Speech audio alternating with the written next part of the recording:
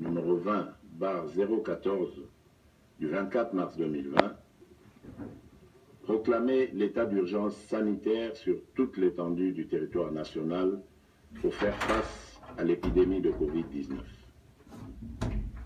Cette grave crise sanitaire qui affecte le monde entier a rendu indispensables les mesures prises au niveau national pour agir au quotidien. Ainsi, après la première vague des mesures décrétées dans l'ordonnance précitée, j'en ai pris d'autres, rendues nécessaires par l'évolution de l'épidémie dans notre pays. De manière générale, toutes ces mesures associées à la bravoure des équipes impliquées dans la riposte multisectorielle ont permis de ralentir la progression de l'épidémie à Kinshasa et de freiner son expansion dans toutes les provinces. Grâce à ces efforts, nous sommes parvenus à réduire la mortalité très élevée au début de l'épidémie de 11% à 2,4% actuellement, avec un nombre de plus en plus croissant de guéris. Davantage, nous notons une tendance à la baisse du nombre de nouveaux cas au cours de ce mois de juillet.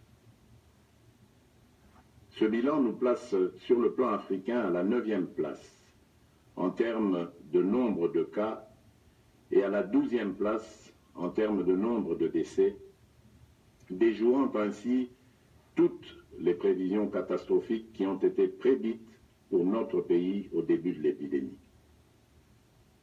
Mais très chers compatriotes, cette nouvelle maladie qui a surpris toute l'humanité a causé des conséquences néfastes sur le plan sanitaire, économique et social. Aucun pays n'est épargné, même ceux qui disposent des meilleurs systèmes de santé et de protection sociale. Les mesures prises ont obligé nos enfants, nos parents, les agents publics et ceux du secteur privé à rester confinés chez eux. Elles ont impacté et continuent d'impacter sur le fonctionnement des institutions de la République, sur les entreprises publiques et privées, ainsi que sur les relations bi- et multilatérales. Les leçons et expériences de 4 mois de lutte nous ont appris que nous devons vivre sans peur ni stigmatisation. Nous devons ainsi adapter nos stratégies de lutte et de prévention contre ce fléau en tenant compte de cette évidence. Face à cette réalité, un consensus s'est dégagé entre le Parlement, le gouvernement et la société civile, ainsi que le secteur privé et les partenaires techniques de sortir de la lutte contre la Covid-19 à travers des mesures sanitaires, administratives et de police non dérogatoires aux libertés individuelles et collectives. Mes très chers compatriotes, aujourd'hui, 21 juillet 2020, à minuit, prend fin l'état d'urgence proclamé pour faire face à l'épidémie de Covid-19 en date du 24 mars 2020 et renouvelé à 6 reprises. Les mesures y relatives cessent d'avoir effet.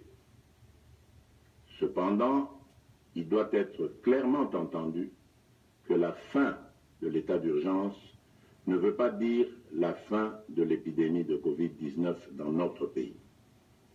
Par contre, c'est l'indication pour toute notre nation de revenir progressivement à une vie normale tout en respectant les gestes barrières et d'autres mesures y relatives.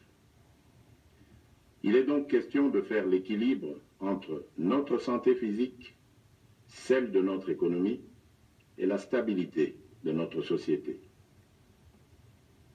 La fin de l'état d'urgence implique le retour progressif à la vie normale en respectant un certain nombre de préalables par rapport aux mesures sanitaires qui seront de stricte observation et à la reprise des activités en fonction des secteurs concernés et suivant les dispositifs mis en place par les autorités compétentes.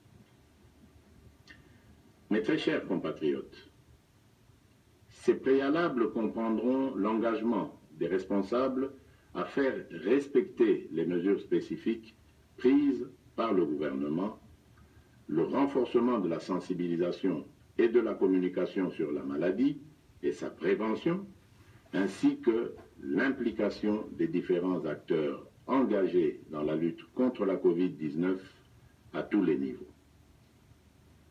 Quant aux mesures qui doivent accompagner le retour progressif à la vie normale, j'instruis ce qui suit.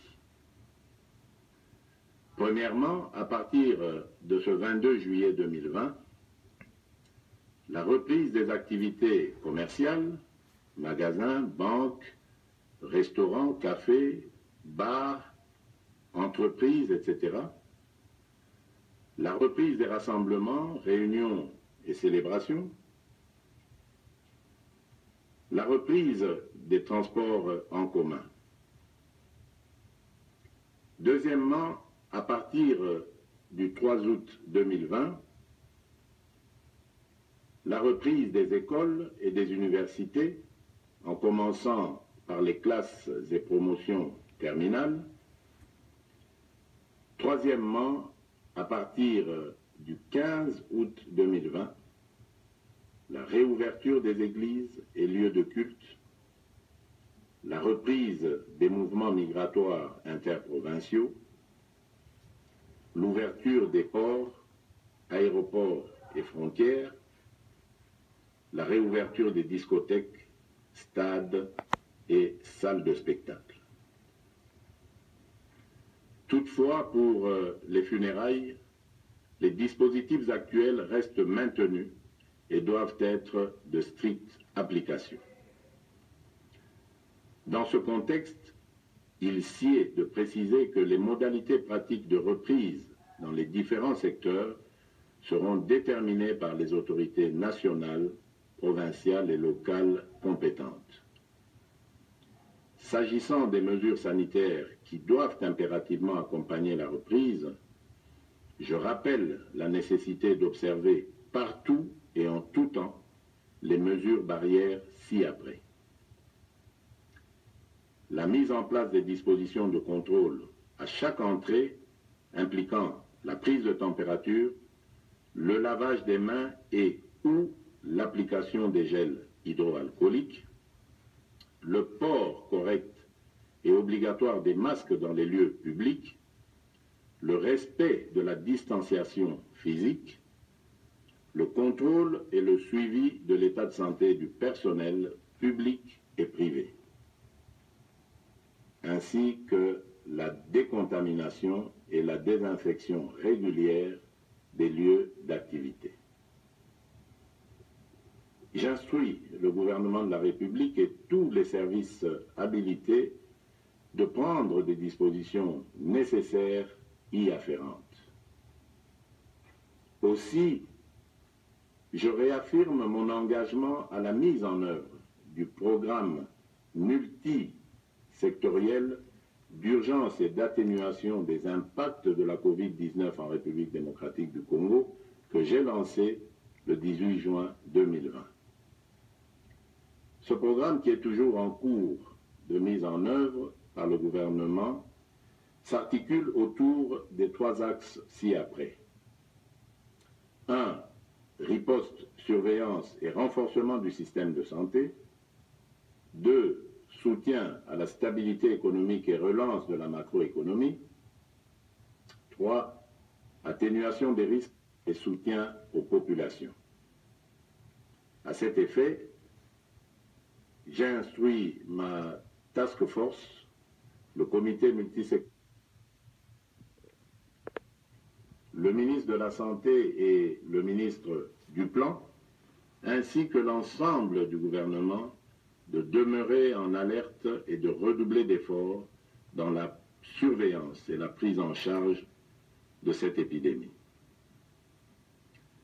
Mes très chers compatriotes, je vous invite au respect strict des mesures barrières ci-dessus décrites et aux adaptations qui vous seront proposées par le gouvernement et les services compétents afin de prévenir toute nouvelle flambée des cas qui risquent de compromettre nos efforts collectifs de contrôle de cette épidémie.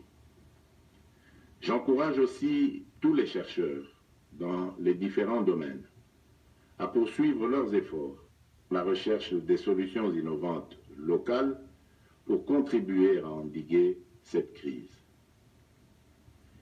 J'exprime toute ma reconnaissance et tous mes encouragements aux équipes de riposte contre la Covid-19 qui, dans des conditions difficiles, ont fait et continuent de faire preuve de bravoure et de patriotisme. Je remercie aussi tous les partenaires bi- et multilatéraux qui nous assistent dans cette guerre contre la pandémie. Mes très chers compatriotes, au moment où nous amorçons une autre étape dans cette crise, je ne peux pas oublier toutes ces familles qui ont été directement victimes de ce fléau et pour lesquelles j'exprime toute ma compassion et celle de la nation tout entière. Mes pensées vont également et spécialement au personnel soignant qui, du reste, ont payé un lourd tribut en vies humaines dans l'exercice de leurs fonctions. Mes très chers compatriotes, notre devenir et notre avenir dépendront de notre conscience, de notre comportement, de notre discipline et de notre solidarité, sans oublier notre profonde confiance et notre foi en la grâce divine. Que Dieu bénisse la République démocratique du Congo. Je vous remercie.